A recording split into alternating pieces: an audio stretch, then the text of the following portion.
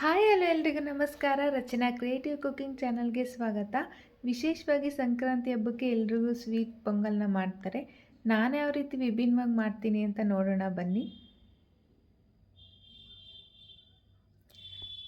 ಮೊದಲಿಗೆ ನಾನಿಲ್ಲಿ ಒಂದು ಮುಕ್ಕಾಲು ಕಪ್ಪಷ್ಟು ಹೆಸರುಬೇಳೆ, ಸೇಮ್ ಕಪ್ಪಲ್ಲಿ ಮುಕ್ಕಾಲು ಕಪ್ಪಷ್ಟು ರೇಷನ್ ಅಕ್ಕಿನ ತೊಗೊಂಡಿದ್ದೀನಿ.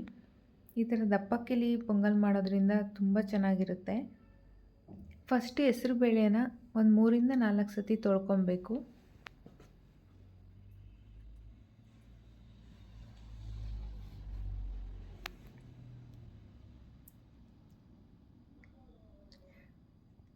ತೊಳ್ಕೊಂಡಿದ ನಂತರ ಸ್ಟವ್ ಮೇಲೆ ಒಂದು ಸಣ್ಣ ಕುಕ್ಕರ್ ಇಟ್ಕೊಂಡಿದ್ದೀನಿ.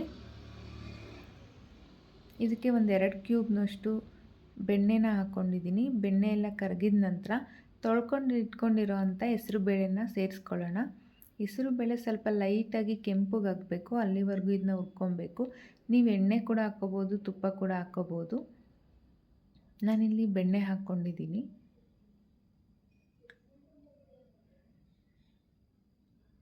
ಹೀಗಾಗಿದೆ. ಇದಕ್ಕೇ ನಾವು ತೊಳೆದಿಟ್ಕೊಂಡಿರೋ ಅಂಥ ಅಕ್ಕಿನೂ ಕೂಡ ಸೇರಿಸ್ಕೊಳ್ಳೋಣ.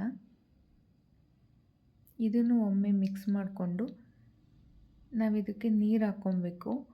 1:5 ರೇಷಿಯೋದಲ್ಲಿ ಸೇಮ್ ನಾವು ಅಕ್ಕಿ ತೊಗೊಂಡಿದ್ವಲ್ಲ ಅದೇ ಕಪ್ಪಲ್ಲೇ ನಾನಿಲ್ಲಿ 5 ಕಪ್ ನೀರನ್ನ ಹಾಕ್ಕೊಂಡಿದ್ದೀನಿ. ಪರ್ಫೆಕ್ಟ್ ಕನ್ಸಿಸ್ಟೆನ್ಸಿ ಬರುತ್ತೆ 1:5 ರೇಷಿಯೋದಲ್ಲಿ. ಇದನ್ನು ಅಷ್ಟೇ ಎಲ್ಲ ಒಮ್ಮೆ ಮಿಕ್ಸ್ ಮಾಡಿಬಿಟ್ಟು ಕುಕ್ಕರ್ ಲಿಡ್ನ ಕ್ಲೋಸ್ ಮಾಡಿ ಒಂದು 4 ವಿಜಿಲ್ ತೊಗೊಳ್ತೀನಿ.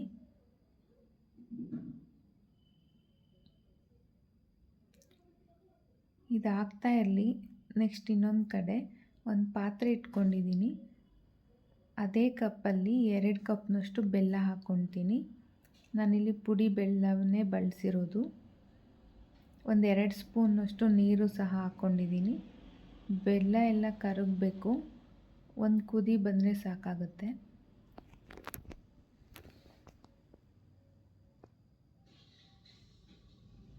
ಆಗಿದೆ. Stove off ಮಾಡ್ಕೊಂಬಿಡೋಣ.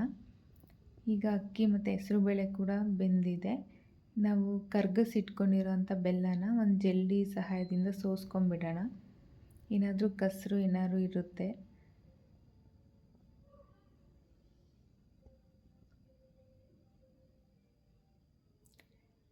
ಆಗಿದೆ. ಎಲ್ಲ ನೀಟಾಗಿ ಅಕ್ಕಿ ಮತ್ತು ಹೆಸರುಬೇಳೆಗೆಲ್ಲ ಹೊಂದ್ಕೊಳ್ಳೋ ರೀತಿಯಲ್ಲಿ ಚೆನ್ನಾಗಿ ಇದನ್ನ ಮಿಕ್ಸ್ ಮಾಡ್ಕೊಬೇಕು.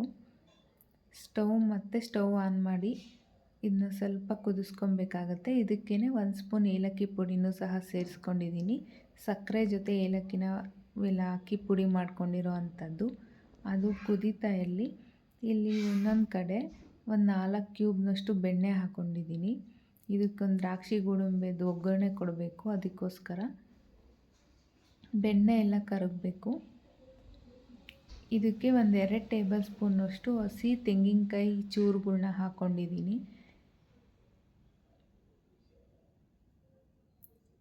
ಕೊಬ್ಬರಿ ಕೂಡ ಹಾಕ್ಕೋಬೋದು, ಕೊಬ್ಬರಿ ತುರಿನ. ನಾನಿಲ್ಲಿ ಹಸಿ ತೆಂಗಿನಕಾಯಿನೇ ಹಾಕ್ಕೊಂಡಿದ್ದೀನಿ.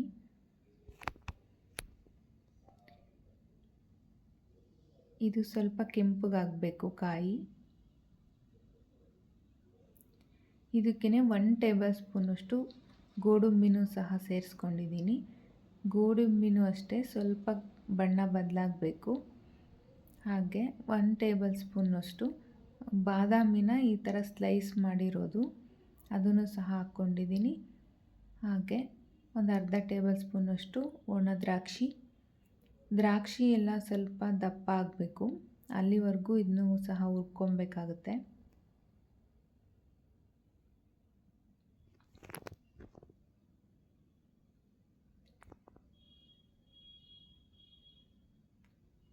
ನಿಮ್ಗೆ ಇಷ್ಟ ಆಗಿರೋ ಡ್ರೈ ಫ್ರೂಟ್ಸ್ನ ಆ್ಯಡ್ ಮಾಡ್ಕೋಬೋದು. ಇನ್ನೂ ಸ್ವಲ್ಪ ಕಡಿಮೆ ಕೂಡ ಹಾಕ್ಕೋಬೋದು. ಆಗಿದೆ. ಸ್ಟವ್ ಆಫ್ ಮಾಡ್ಕೊಂಬಿಡೋಣ. ನಾವು ಕುದಿಯೋದಕ್ಕೆ ಇಟ್ಟಿದ್ವಲ್ಲ, ಇದಕ್ಕೆ ನಾವು ಡ್ರೈ ಫ್ರೂಟ್ಸ್ ಒಗ್ಗರಣೆನ ಸೇರಿಸ್ಕೊಳ್ಳೋಣ. ನಾನು ತೊಗೊಂಡಿರೋ ಮೆಷರ್ಮೆಂಟಲ್ಲಿ ಸ್ವೀಟು ತುಂಬ ಸ್ವೀಟು ಅನಿಸಲ್ಲ, ತುಂಬ ಸ್ವೀಟ್ ಕಮ್ಮಿನೂ ಅನಿಸಲ್ಲ, ಮೀಡಿಯಮ್ ಆಗಿರುತ್ತೆ. ಈಗ ಆಗಿದೆ, ಒಂದು ಬೌಲ್ಗೆ ಸರ್ವ್ ಮಾಡ್ಕೊಂಬಿಡೋಣ. ನೋಡಿ ಎಷ್ಟು ಚೆನ್ನಾಗಿ ಕಾಣಿಸ್ತಿದೆ ಅಂತ. ನೀವೆಲ್ಲರೂ ಒಮ್ಮೆ ಈ ರೀತಿ ಒಂದು ಸತಿ ಟ್ರೈ ಮಾಡಿ ಹೇಗೆ ಬಂದಿತ್ತು ಅಂತ ಕಮೆಂಟ್ ಮಾಡಿ. ಇನ್ನೂ ಹೆಚ್ಚೆಚ್ಚು ರೆಸಿಪಿಗಳಿಗೋಸ್ಕರ ರಚನಾ ಕ್ರಿಯೇಟಿವ್ ಕುಕ್ಕಿಂಗ್ ಚಾನಲ್ನ ಸಬ್ಸ್ಕ್ರೈಬ್ ಮಾಡ್ಕೊಳ್ಳಿ. ಲೈಕ್ ಮಾಡಿ, ಶೇರ್ ಮಾಡಿ, ಬೆಲ್ ಐಕನ್ನ ಪ್ರೆಸ್ ಮಾಡಿ. ಎಲ್ಲರಿಗೂ ಸಂಕ್ರಾಂತಿ ಹಬ್ಬದ ಶುಭಾಶಯಗಳು. Thank you.